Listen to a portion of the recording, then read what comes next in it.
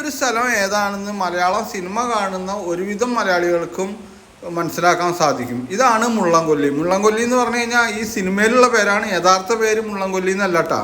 ഇത് നമ്മളെ മോഹൻലാലിൻ്റെ വളരെ ഫേമസ് ആയിട്ടുള്ള പടം ഉണ്ടല്ലോ, നരൻ. നരൻ തന്നെ സിനിമയിൽ മോഹൻലാൽ വെള്ളത്തിൽ ചാടി ഒഴുകി വരുന്ന മരങ്ങളും ആടും കുട്ടികളെയും കോഴികളെയൊക്കെ പിടിച്ചുകൊണ്ടിരുന്ന ഒരു ലൊക്കേഷൻ ഉണ്ട്. ആ ഒരു ലൊക്കേഷനാണിത്. ആ ലൊക്കേഷൻ്റെ പേരാണ്, ആ സിനിമയിൽ പറയണ പേരാണ് മുള്ളംകൊല്ലി. ഇവിടെ എന്ന് പറഞ്ഞാൽ ഇങ്ങനെ പരന്ന് കിടക്കുകയാണ്, വെള്ളം ഇങ്ങനെ നിറഞ്ഞു ഒഴുകിക്കൊണ്ടിരിക്കുന്ന ഒരു ഏരിയയാണ്. അത് പ്രത്യേകിച്ച് നമ്മൾ മഴക്കാലത്ത് വന്നു കഴിഞ്ഞാലാണ് ഇങ്ങനത്തെ വളരെ മനോഹരമായിട്ടുള്ള ഒരു കാഴ്ച കാണാൻ പറ്റുള്ളൂ. അതായത് ജൂൺ ജൂലൈ ആഗസ്റ്റ് സെപ്റ്റംബർ വരെ, ഇനി ഒക്ടോബറിൽ വരെ ഉണ്ടാവും. പിന്നെ കഴിഞ്ഞാൽ വെള്ളം വറ്റും. അപ്പോൾ കാണാനൊരു ഭംഗി ഉണ്ടാവില്ല, ടൂറിസ്റ്റുകളൊന്നും ഇവിടെ വരിക തന്നെ ചെയ്യില്ല.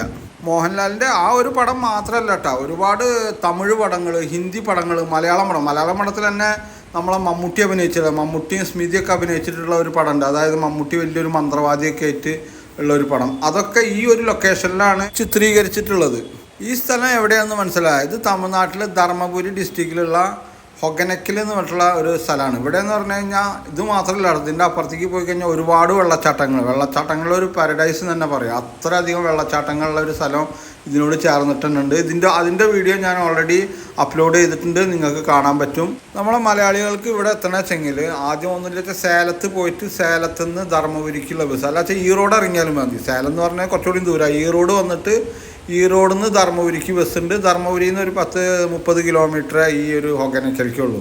അതല്ല വെച്ചെങ്കിൽ മൈസൂർ വന്നിട്ട് മൈസൂരിൽ നിന്നും ഹൊഗനക്കലിക്ക് വരാൻ വഴിയുണ്ട്. ഇനി അതുമാത്രമല്ല, മറ്റൊരു വഴിയുണ്ട്, വയനാട്ടിൽ നിന്ന് തിരിഞ്ഞിട്ടൊരു വഴിയുണ്ട്. അത് കുറച്ചൊരു പോക്കറ്റ് റോഡും കുറച്ചൊരു ഇടങ്ങിയ വഴിയൊക്കെയാണ്. അത്ര നല്ലൊരു റോഡ് എന്ന് പറയാൻ പറ്റില്ല. പക്ഷെ അങ്ങനെ പോകുമ്പോൾ അത്ര ദൂരമല്ല, ഒരു 10-200 അല്ലെങ്കിൽ ഒരു 250 കിലോമീറ്ററിൻ്റെ ഉള്ളിൽ വയനാട്ടിൽ നിന്ന് ഈ ഹൊഗനക്കലിക്ക് എത്തേണ്ട ദൂരമുള്ളൂ.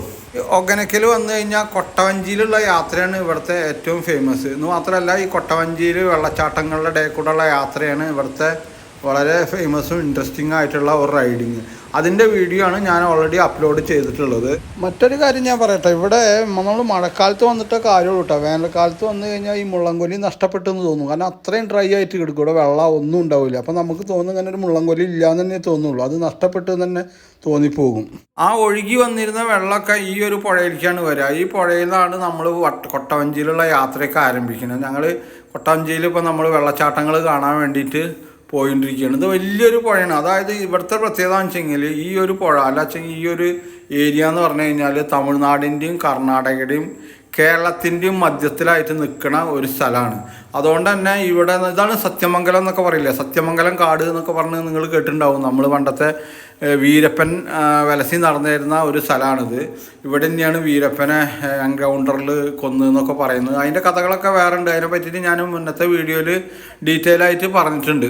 അതുകൂടാതെ ഈ ഒരു പുഴ എന്ന് പറഞ്ഞാൽ ഏകദേശം 60-63 കിലോമീറ്റർ നീളത്തിൽ കിടക്കുന്നതാണ്. അതായത് കേരളത്തിൽ കൂടിയും തമിഴ്നാട്ടിൽ കൂടിയും കർണാടകത്തിൽ കൂടിയും ഒക്കെ ഒഴുകണ ഒരു പുഴയാണിത്. ഞങ്ങൾ വന്നിട്ടുള്ളത് ഒരു വർക്കിംഗ് ഡേയ്സിലാണ്. അതുകൊണ്ട് തന്നെ ഇന്നിപ്പോൾ അത്ര അധികം ടൂറിസ്റ്റുകളില്ല. അല്ലാത്ത ദിവസമൊക്കെയാണ് വെച്ചെങ്കിൽ 100 കണക്കിന് കൊട്ടവഞ്ചികളാണ് ഇതിൽ കൂടെ ഒഴുകി നടക്കുന്ന കാഴ്ചയാണ് നമുക്ക് കാണാൻ പറ്റുക. പൊതുവേ ഓണം, വിഷു, പെരുന്നാളൊക്കെ വന്നു കഴിഞ്ഞാൽ കേരളത്തിൽ നിന്ന് ഒരുപാട് ടൂറിസ്റ്റുകൾ വരുന്ന ഒരു സ്ഥലമാണിത്. കൊട്ടവഞ്ചിക്ക് 1500 രൂപയാണ് ഇവിടുത്തെ റെൻറ്റ്. അത് നമുക്ക് ഇവിടെ ഗവൺമെൻറ്റിൻ്റെ ഒരു ഓഫീസുണ്ട്, അവിടെ അടയ്ക്കണം. അപ്പോൾ അവർ ആളെ വിട്ട് തരും, കൊട്ടവഞ്ചിയൊക്കെ വിട്ട് തരും. പിന്നെ കൊട്ടവഞ്ചി യാത്ര എന്ന് പറഞ്ഞു കഴിഞ്ഞാൽ ഏകദേശം ഒരു 1.5-2 മണിക്കൂറോളം നമ്മൾ ഈ പുഴയിൽ കൂടെ അങ്ങനെ പോകണം. പിന്നെ പ്രത്യേകിച്ച് ഇവിടെ വരുമ്പോൾ ശ്രദ്ധിക്കേണ്ടത്, നമ്മൾ കാലത്ത് മാക്സിമം കാലത്ത് വരും. അല്ല വെച്ചെങ്കിൽ നല്ല വെയിലാണ് വെച്ചെങ്കിൽ ആ വെയിൽ മൊത്തം കൊള്ളേണ്ടി വരും. ഇവിടെ വന്നു കഴിഞ്ഞ് കഴിഞ്ഞാൽ ഹൊഗനക്കൽ തന്നെ റൂമുകളും കാര്യങ്ങളൊക്കെ ഉണ്ട്. അതത്ര വലിയ എക്സ്പെൻസീവ് ഒന്നുമില്ല. അതല്ല വെച്ചെങ്കിൽ ധർമ്മപുരിയിൽ പോയി കഴിഞ്ഞ് കഴിഞ്ഞാൽ അവിടെയും ഹോട്ടലുകളൊക്കെ ഉണ്ട്. ധർമ്മപുരി കുറച്ചുകൂടി വലിയൊരു ടൗണാണ്. അവിടെ കുറേയും വലിയ ഹോട്ടലുകളും കാര്യങ്ങളൊക്കെ ധർമ്മപുരി ഉണ്ട്. പക്ഷേ ധർമ്മപുരിയിൽ നിന്ന് ഒരു 10-30 കിലോമീറ്റർ റണ്ണിങ് ഉണ്ട് ഈ ഹൊഗനക്കലെത്താൻ. ഈ ഒരു ഏരിയയിലേക്ക് വന്നു കഴിഞ്ഞാൽ അവിടെ കുറച്ചൊരു മൺതിട്ടമാരത്തെ ഒരു സ്ഥലമുണ്ട് കണ്ട. അവിടെ എന്ന് പറഞ്ഞാൽ ആൾക്കാർ വെള്ളത്തിലിറങ്ങി കുളിക്കുകയൊക്കെ ഉണ്ട്. അതായത് ഈ കൊട്ടവഞ്ചിയിൽ വന്ന ആൾക്കാർക്ക് ഇറങ്ങി കുളിക്കാനുള്ള സൗകര്യമുണ്ട്. അതുമാത്രമല്ല അവിടെ കുറച്ച് സ്ത്രീകൾ, അതായത് ഈ നാട്ടുകാരായിട്ടുള്ള ആൾക്കാർ മീൻ ഫ്രൈ ചെയ്ത് കൊടുക്കുക, അല്ല മീൻ ചുട്ട് കൊടുക്കുന്ന കാഴ്ചയൊക്കെ ഉണ്ട്. അതായത് ഫ്രഷ് മീൻ ഈ പുഴയിൽ നിന്ന് പിടിച്ചിട്ടുള്ള മീനുകൾ. ആ കാണുന്ന മലയും അതിനപ്പുറമൊക്കെയാണ് ഈ സത്യമംഗലം കാട് എന്ന് പറയുന്നത്. അവിടെ എന്ന് പറഞ്ഞാൽ ഇപ്പോഴും ഒരുപാട് മൃഗങ്ങളുണ്ടെന്നാണ് പറയുന്നത്. ആനയും മാനും പുലിയൊക്കെ ആയിട്ട് അതൊക്കെ ഇപ്പോഴും വെള്ളം കുടിക്കാനൊക്കെ എപ്പോഴും ഇവിടെ ഈ ഒരു പുഴയിൽ ഇറങ്ങാറുണ്ടെന്ന് പറയുന്നു. പിന്നെ പ്രത്യേകിച്ച് ഇപ്പോഴത്തെ ഒരു കാലഘട്ടത്തിൽ മൃഗങ്ങളെയൊന്നും വേട്ടയാടാൻ പറ്റില്ലല്ലോ. അതുകൊണ്ട് തന്നെ ഒരുപാട് മൃഗങ്ങളിപ്പോൾ ഈ കാട്ടിനുണ്ട്. അവിടെയാണ് ഈ പറഞ്ഞ ഈ കാട്ടിലായിരുന്നു പണ്ട് നമ്മളെ വീരപ്പൻ വിലസി നടന്നിരുന്ന ഒരു സ്ഥലം.